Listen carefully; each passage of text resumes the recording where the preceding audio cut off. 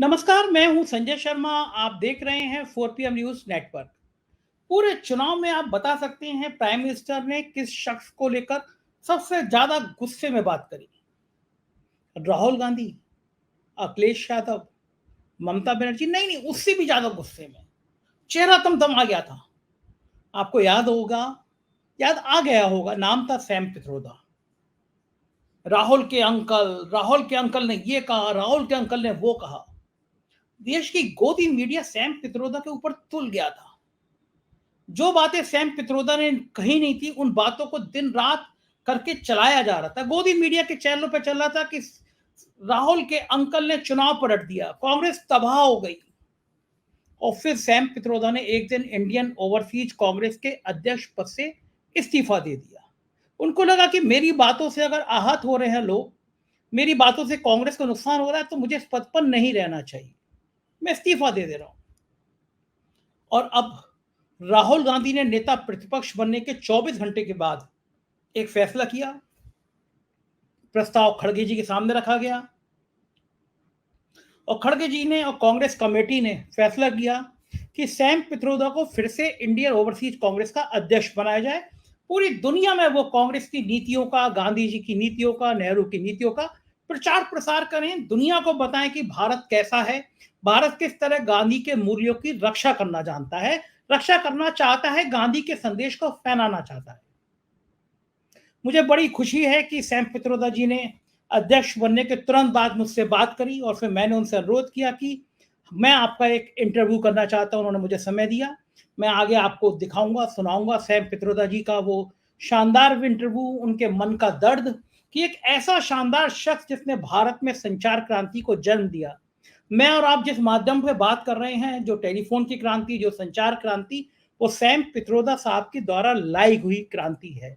उस शख्स को इतना अपमानित करने की कोशिश गोदी मीडिया ने, खुद प्रधानमंत्री ने करी, लेकिन उस शख्स के चेहरे पे कोई शिकन नहीं है। वो शख्स आज भी गांधी की नीतियों को देश में बढ़ाना चाहता है। सैम पित्रोदा एक ऐसा नाम है, दुनिया में न जाने कितने देशों में उन पर डॉक्टरेट हो रही है। देश के सर्वोच्च पुरस्कारों से उनको नवाजा गया है। अमेरिका के शिकागो में रहते हैं वो। और दुनिया के ना जाने देश, कितने देशों के राष्ट्राध्यक्ष आज उनके मित्र हैं। और मैं उनसे कहूंगा मेरे भी गार्जियन टाइप के हैं, क्योंकि मैं जब पढ़ाई किया करता था तो मैं उस समय बहुत बहुत सैम पित्रोदा के बारे में जानना चाहता था, क्योंकि सैम पित्रोदा उस समय भारत में वो शख्स थे जो एक आधुनिक भारत को बनाने की दिशा में आगे बढ़ रहे थे। प्रधानमंत्री के वो सलाहकार रहे हैं, दो दो प्रधानमंत्रियों के सलाहकार रहे हैं, 1 रुपए सैलरी लिया करते थे और देश के सर्वोच्च पुरस्कार उनको मिले। बहुत सादगी से जीवन रहते हैं। मेरे अभी भी जीवन बहुत सादगी भरा है, बहुत मेहनती हैं वो। चलता हूं, उनसे सारी बातचीत करूंगा। आपसे रिक्वेस्ट है, उनके पास जाने से पहले चैनल को ज्वाइन कीजिएगा, सब्सक्राइब करिएगा, पूरा इंटरव्यू देख के बताइएगा जरूर ये बातचीत आपको कैसी लगी। बहुत बहुत स्वागत है 4 PM न्यूज नेटवर्क में आपका सैम पित्रोदा जी। मुझे पता है, मैं आपके व्यक्तित्व को जानता हूं, इसलिए मैं कह सकता हूं आप पर फर्क नहीं पड़ता पद रहे या नहीं रहे। लेकिन भारत के लिए ये गर्व की बात है कि एक भारत का एक होनहार इंसान, जिसने पूरी दुनिया में भारत की ख्याति फैलाई है, और उसको इस तरह से बदनाम किया गया कि आपने अपना पद छोड़ दिया। लेकिन आज कांग्रेस ने फिर अपना मान रखते हुए, अपना नहीं, आपका भी नहीं, एक देश का मान रखते हुए आपको फिर ओवरसीज कांग्रेस का अध्यक्ष बनाया है। कैसा महसूस कर रहे हैं? दोनों पल मैं आपसे जानना चाहता हूं कि जिस समय आपने एक भारी मन से, चूंकि देश की गोदी मीडिया, देश के प्राइम मिनिस्टर, प्रधानमंत्री नरेंद्र मोदी आपको टारगेट कर रहे थे और आपने भारी मन से ये पद छोड़ा था, तब आपको कैसा लगा? और आज जब कांग्रेस ने फिर आपको ये पद दिया है, तो अब कैसा लग रहा है? सबसे पहले आपका बहुत बहुत धन्यवाद कि आपने मुझे ये मौका दिया।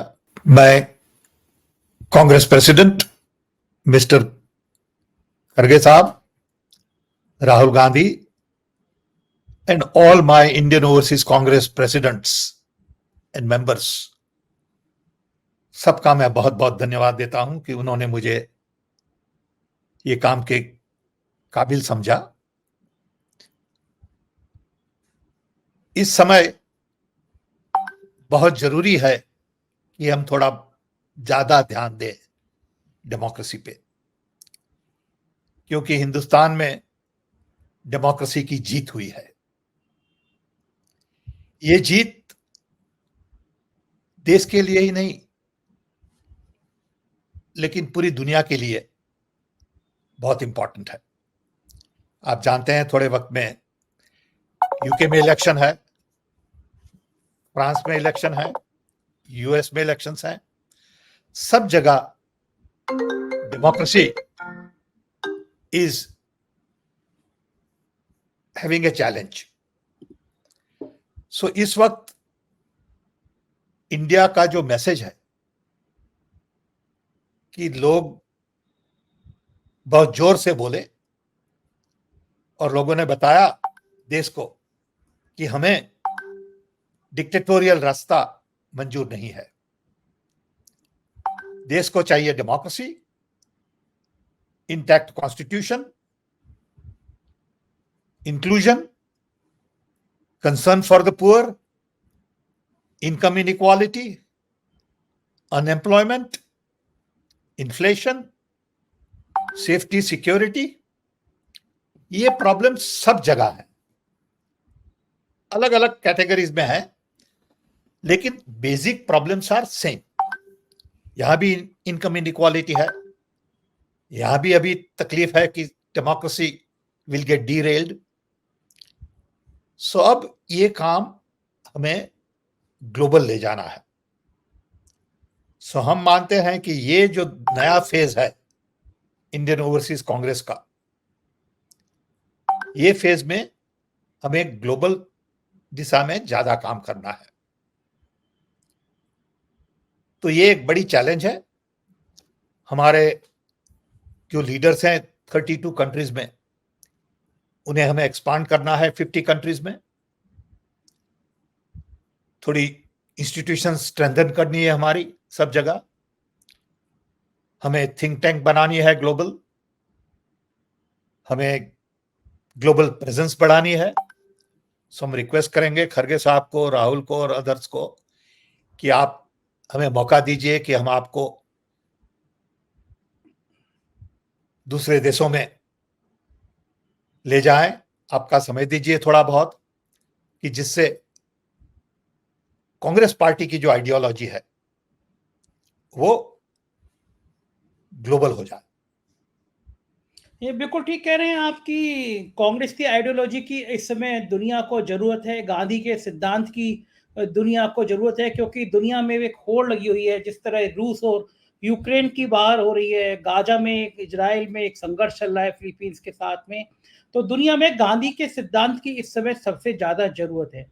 लेकिन जैसा कि आपने कहा कि भारत में भी एक जीत हुई है सेकुलर ताकतों की, कि जिस मुद्दे पर लड़ाई लड़ी जा रही थी चुनाव को, कि आपकी सरकार, अगर कांग्रेस की सरकार बनेगी तो मंगलसूत्र ले जाएंगे, टोटी खोल के ले जाएंगे, आपका भैंस खोल के ले जाएंगे। और देश के प्राइम मिनिस्टर ये शब्द कह रहे थे, ये भाषा कह रहे थे। मुसलमानों से शुरू होकर मुजरे तक आ गए। अमेरिका में बैठे हुए एक ऐसे इंटेलेक्चुअल आप जैसे शख्स को, जिसने इस देश में संचार क्रांति लाई थी, जिसने इस देश में पहली बार बताया था कि टेलीफोन होता क्या है, मोबाइल होता क्या है, उस जैसे शख्स को जो भारत को संचार के क्षेत्र में दुनिया में चमकता हुआ देखना चाहता था, उस शख्स को कैसा लगा होगा जब देश का प्रधानमंत्री मुसलमानों मुजरा कर रहा था, ऐसे शब्दों का इस्तेमाल चुनाव में कर रहा था। हमें बहुत बुरा लगा, हमें शर्म आई कि इतने बड़े देश के प्राइम मिनिस्टर ऐसी भाषा का उपयोग करते हैं, ऐसी हल्की चीजें बोलते हैं। लेकिन हम क्या कर सकते हैं? हमने सुना, हमें बहुत बुरा लगा, क्योंकि at the end of the day he is a prime minister of India, and what he says affects everybody, all of us. So I felt disturbed. लेकिन क्या कर सके, लोगों ने अच्छा जवाब दिया। हमें गर्व है कि छोटे छोटे गांवों में भी, रिमोट एरियाज में सब लोगों ने यह समझा कि लोकतंत्र इंपॉर्टेंट है, कॉन्स्टिट्यूशन इंपॉर्टेंट है और उसके लिए हम कोई कॉम्प्रोमाइज नहीं करेंगे। सो हमने हर वक्त बताया था पहले कि this election was very important because India was at crossroad. इस तरफ का रास्ता ले जो हिंदुत्व, धार्मिक, एक राष्ट्र एक, और इस तरफ का रास्ता ले जो कांग्रेस का रास्ता था और बीजेपी का रास्ता था, आरएसएस का रास्ता था।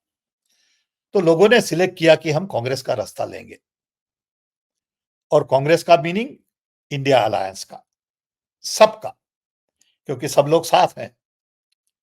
ये खाली कांग्रेस का विचार नहीं है, ये इंडिया अलायंस का विचार है। तो हमें अच्छा लगता है कि लोगों ने डिसाइड किया कि आरएसएस और बीजेपी का रास्ता हमें मंजूर नहीं है। ठीक है, मेजॉरिटी नहीं आई इंडिया अलायंस की, ठीक है कि बीजेपी ने गवर्नमेंट फॉर्म की है, we respect that, but now BJP को समझना है कि उनकी गवर्नमेंट मेजॉरिटी वाली नहीं है। सो उन्हें जो भी काम करना है वो इस तरह से करना है कि लोगों की आवाज को सेंटर में रखें। कि लोगों ने मैसेज भेजा है कि ये सरकार आपकी मन्नी से नहीं चला सकते। सो हम सबको मिलकर देखना है कि प्राइम मिनिस्टर को लोगों का मानना है, कंसल्टेशन करना है, पार्लियामेंट में डिबेट, एंड ऑपोजिशन को भी बताना है कि public wants us to be stronger. They have given us a mandate. Similarly, institutions also have to recognize that they need to be independent. Media needs to be more open, transparent. Civil society needs to be more active. So ये सब चीजें बदलनी है। लोगों ने जो कहा है उसका मतलब क्या है, ये सबको समझना है। सैम साहब, पूरे चुनाव को जब पहले चरण के बाद जिस तरह से सांप्रदायिक करने की कोशिश की गई, अयोध्या में प्राइम मिनिस्टर ने रोड शो किए, जनवरी में जब से राम मंदिर का उद्घाटन हुआ, राम मंदिर को सेंटर में रख के गांव-गांव एक भावना भड़काने की कोशिश की गई, लेकिन अयोध्या की नगरी से एक अलग संदेश गया। और मैंने कहा ये बात कई बार कि अयोध्या हर बार एक नया संदेश देती है जब मंदिर से छेड़खानी होती है। जब बाबरी मस्जिद का विध्वंस हुआ था, उस साल भी चुनाव में अयोध्या ने भारतीय जनता पार्टी के प्रत्याशी को हरा दिया था, कम्युनिस्ट पार्टी का प्रत्याशी जीता था। और इस बार भी जब राम जन्मभूमि को लेकर पूरे देश में एक उन्माद पैदा करने की कोशिश करी, तब अयोध्या ने फिर एक बार संदेश दिया और वहां से समाजवादी पार्टी इंडिया गठबंधन के प्रत्याशी को जिताया। दूसरी बात कि राम मंदिर जिसको लेकर इतनी बड़ी ब्रांडिंग हुई, इतना करोड़ों अरबों रुपया इकट्ठा किया गया, दुनिया भर से चंदा आया, दुनिया भर के लोग देखने आए क्योंकि भगवान राम इस देश के आराध्य हैं, कण-कण में बसे हैं। लेकिन उस राम मंदिर के गर्भगृह की छत लीक हो गई। वहां के मुख्य पुजारी कह रहे थे कि गर्भगृह जहां मूर्ति रखी है उसके ऊपर से पानी टपक रहा है, गर्भगृह से पानी निकलने की कोई जगह नहीं है। करोड़ों रुपए की जो सड़कें बनाई गई थी वो सड़कें टूट गई पहली बारिश में। जो रेलवे स्टेशन बना था जिसका उद्घाटन प्राइम मिनिस्टर ने किया था, उसकी बाउंड्री वॉल गिर गई। तो क्या माना जाए कि मंदिर के नाम पर एक बड़ा धनराशि खर्च की जाती है, उस मंदिर की ब्रांडिंग की जाती है, प्राइम मिनिस्टर अयोध्या में रोड शो करते हैं, ना सिर्फ चुनाव हारते हैं, विकास की भी तस्वीर सामने आ जाती है। लेकिन उसका अफसोस जनक बात यह है कि देश में वो कट्टरपंथी ताकतें अयोध्या के लोगों को अपशब्द कहती हैं, गालियां देते हैं कि तुमने भगवान राम को लाने वाले लोगों को हरा दिया।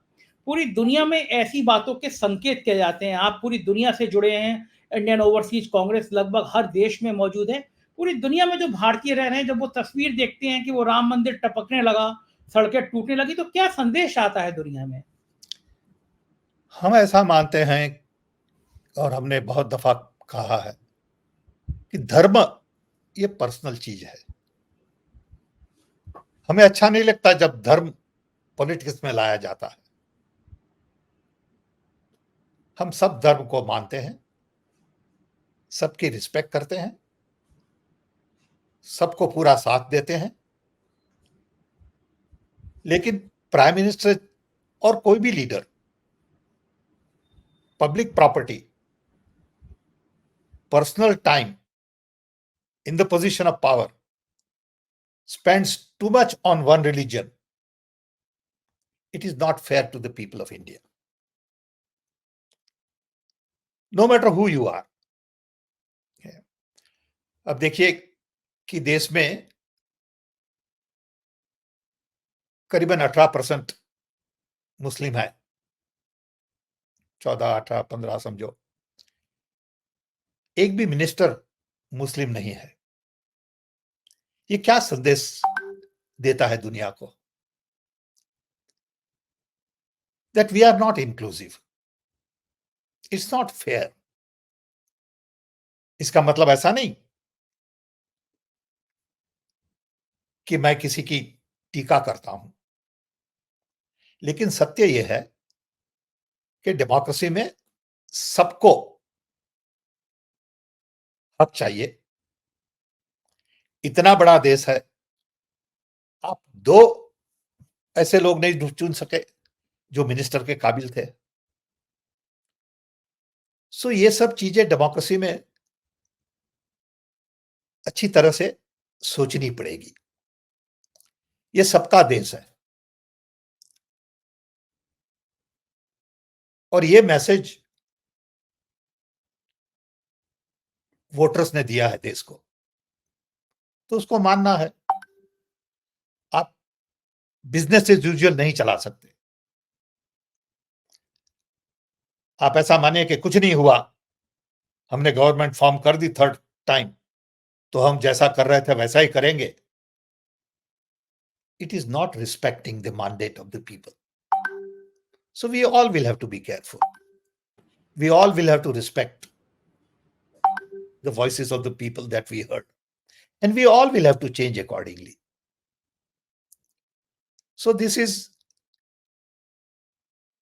an important time for everybody to review and reflect. Sam साहब, आज पार्लियामेंट की तस्वीर देख रहे थे, नेता प्रतिपक्ष बन गए हैं राहुल गांधी। जब स्पीकर को चेयर तक लेके गए तो प्राइम मिनिस्टर की तस्वीर राहुल गांधी के साथ दिखाई दी सब टीवी चैनलों पर। और एक सीन ऐसा आया कि जब वो ओम बिरला जी का स्पीकर का हाथ मिला रहे थे, राहुल गांधी प्राइम मिनिस्टर पीछे खड़े हुए थे।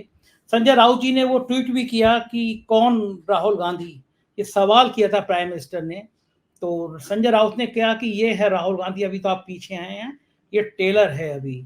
और राहुल गांधी ने आज जो बातें कही वो पूरे देश में, राहुल गांधी और अखिलेश यादव दोनों ने जो बातें कही वो पूरे देश में आज सोशल मीडिया में चर्चा का विषय बन गई। राहुल गांधी ने कहा कि सदन चलाना ही जरूरी नहीं है, इस देश के 140 करोड़ लोगों की परेशानियां, उनका दर्द इस हाउस में सुनाई दे। अखिलेश यादव ने कहा कि निलंबन, सांसदों का निलंबन पर्याप्त नहीं है, कम से कम जो विपक्ष पे अंकुश चलता है वो सत्ता पक्ष पे भी चलेगा। दोनों ने आज वो बातें कही, वो सोशल मीडिया पे वायरल हैं। क्या लग रहा है आपको, ये जो नई पार्लियामेंट की तस्वीर उभरी है, इसमें बहुत मजबूत विपक्ष बना है, क्या प्राइम मिनिस्टर को इस बार परेशानी होगी हाउस चलाने में? लोग तो यहां तक कह रहे हैं कि आज तो प्राइम मिनिस्टर आ गए हैं, अब वो हाउस में दिखाई ही नहीं देंगे। राहुल गांधी की तरफ वो मुस्कुराए भी नहीं, राहुल गांधी की तरफ कोई फेस, नेता प्रतिपक्ष है, दुश्मन नहीं है आपके। मोहन भागवत ने तो कहा है कि नेता प्रतिपक्ष कहना चाहिए, विपक्ष नहीं कहना चाहिए। लेकिन प्राइम मिनिस्टर ने एक भी स्माइल आज दी नहीं राहुल गांधी को देखकर। क्या बहुत नफरत है दिल में? सबको बदलना है। देखो, I am very proud of Rahul Gandhi. I know him well, I work with him. I think we need more young people like him and Akhilesh Yadav and many others that we have in India Alliance. Country needs to look forward and not look backward. Prime Minister will have to change. Prime Minister will have to accept the reality and be more collaborative, cooperative. And everyone will have to change. We are at a very critical point in development. I personally believe if we really work hard with the national government in mind, we can be the richest nation in next 25 years. And we don't have to be the richest in terms of statistics and numbers and aakde. We have to make sure that our people feel happy, content. They have jobs, they have security, they have free education, free health services. That is what the development is all about. And I think it is about really lifting large number of people at the bottom of the economic pyramid. It is about Gandhian India. It is about rural development. It is about farmers' well-being. It is about security of the women. It's about jobs for our young. We know what needs to be done. The question is, are we getting it done? Do we know how to get these things done? We have lots of ideas, but we are very poor at implementation. So that is the challenge. And I'm sure opposition leaders will keep this government on track, will not allow them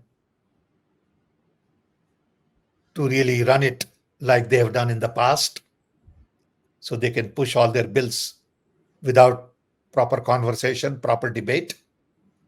And I wish everybody the best. Sam साहब, पिछली parliament में हमने देखा था speaker ने जब विरोध हुआ तो दर्जनों सांसदों को एक साथ निकाल दिया, सस्पेंड कर दिया। अपोजिशन की आवाज को कोई सुनने वाला नहीं था। आपको लगता है कि अब विपक्ष के पास इतनी ताकत आ गई है, विपक्ष इतना मजबूत हो गया है कि अब स्पीकर ऐसी हिम्मत नहीं कर पाएंगे कि अगर विपक्ष अपने मुद्दे उठा रहा है तो उनके माइक बंद कर दिए जाएं? खड़गे साहब ने आरोप लगाया था कि मेरे माइक बंद कर दिए गए। इस बार का लगता है कि माइक बंद नहीं हो पाएंगे, बड़ी संख्या में सांसदों का सस्पेंशन नहीं हो पाएगा। आपको लगता है इस बार तस्वीर ऐसी बनेगी? राहुल गांधी ने उनकी पहली स्पीच में अच्छी तरह से कहा स्पीकर साहब को, और मैं मानता हूं speaker is intelligent enough to understand the message. Speaker is intelligent enough to listen to the voices of the people, and Speaker will rise above petty party politics and be the real leader and Speaker of the House. We expect Speaker also to change in attitude, in approach, in thinking. And I think that's the main message. We all will have to now guard our democracy, respect our constitution, be a little more humble, be a little more civilized, and make sure that our debate is dignified. Media bhi dekhiye, media will have to change. Media is not changing fast enough. Media will have to change. Media can't go on tooting only Prime Minister's horn. Okay, and create right kind of cartoons to humiliate other people and show Prime Minister as the hero, jumping, whistling, I mean, there are subtle messages, and media will have to recognize that this is not what people respect. People want humility. People want equality. media should give equal time to everybody with respect and not bombard opposition people with questions as if Prime Minister or BJP is asking questions. I see a lot of these media reporters and I feel sorry for them. But that's the way they are. I'm not going to change them. They have to change themselves. Sam साहब, मुझे तो वो याद है कि जो आपने कहा भी नहीं चुनाव में, वो मोदी मीडिया ने वो चलाया और आपका चेहरा लगा के चलाया कि सैम अंकल ने चुनाव पलट दिया। सैम अंकल के इस बयान में, राहुल के सैम अंकल के इस बयान ने कांग्रेस को तबाह कर दिया। उस समय आपको कैसा लगा था जिस समय देश की मीडिया कुछ भी बोलते हैं ना ये लोग, कुछ भी बोलते हैं, मुझे शर्म आती है and I feel sorry for them really, कि ये कैसे लोग हैं कि उन्हें शर्म नहीं आती झूठ बोलने में, दुख नहीं होता, ओके, दर्द नहीं होता कोई जात का, दे हैव नो कॉन्शियस। इतना हल्ला गुल्ला हुआ, किसी नेशनल मीडिया ने मुझे फोन नहीं किया कि मिस्टर पित्रोड़ा आपका क्या व्यू है।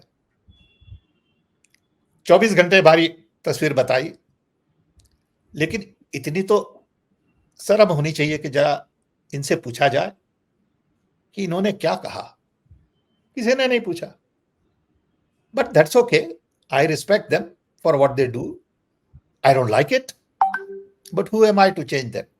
Only they can change them, I can't change them. Sam साहब, ये पूरे देश में लोग नहीं समझ पाए कि मोदी जी आपसे इतना नाराज क्यों रहते हैं, प्राइम मिनिस्टर आपसे इतना क्यों चिढ़ते हैं। प्राइम मिनिस्टर ने आपको लेके इतने तीखे बयान देने शुरू कर दिए। उनके चेहरे का गुस्सा, मतलब जो चेहरा उनका आग बबूला आपके नाम को लेकर, आखिर मोदी जी को सैम पित्रोदा से इतनी चिढ़ क्यों है? मुझे तो कोई पता नहीं, हमें कोई चिढ़ नहीं है मोदी जी से। हमें गौरव है कि वो गुजरात के हैं, वो प्राइम मिनिस्टर हैं। I would wish that he would act like national prime minister and not BJP's prime minister. I would wish he would be little more humble, little more respectful for others. And I wish Prime Minister would tone down his anger with others. At the end of the day, he's the prime minister of a country of 1.5 billion people. We expect certain behavior. Just take example of Vajpayee. You know, I've known him. I respect him, and he was very humble. He could disagree with you, but there was a method. अभी की method बहुत crude है, tribal approach है। Okay, बहुत बहुत शुक्रिया Sam साहब, आपने इतनी बातचीत करी, हमें इतना समय दिया, आभार, थैंक यू। तो ये थे सैम पित्रोदा जी, और आपने सुना, आपने देखा कि किस कॉन्फिडेंस के साथ उन्होंने ये सारी बातें कही और कहा कि देश को, दुनिया को इस समय प्यार की जरूरत है। उम्मीद है कि कांग्रेस ये प्यार को, संदेश को आगे बढ़ाएगी। कैसी लगी बातचीत मुझे बताइएगा जरूर, आपकी राय का इंतजार रहेगा। चैनल को ऐसे ही प्यार देते रहिएगा। शुक्रिया, थैंक यू।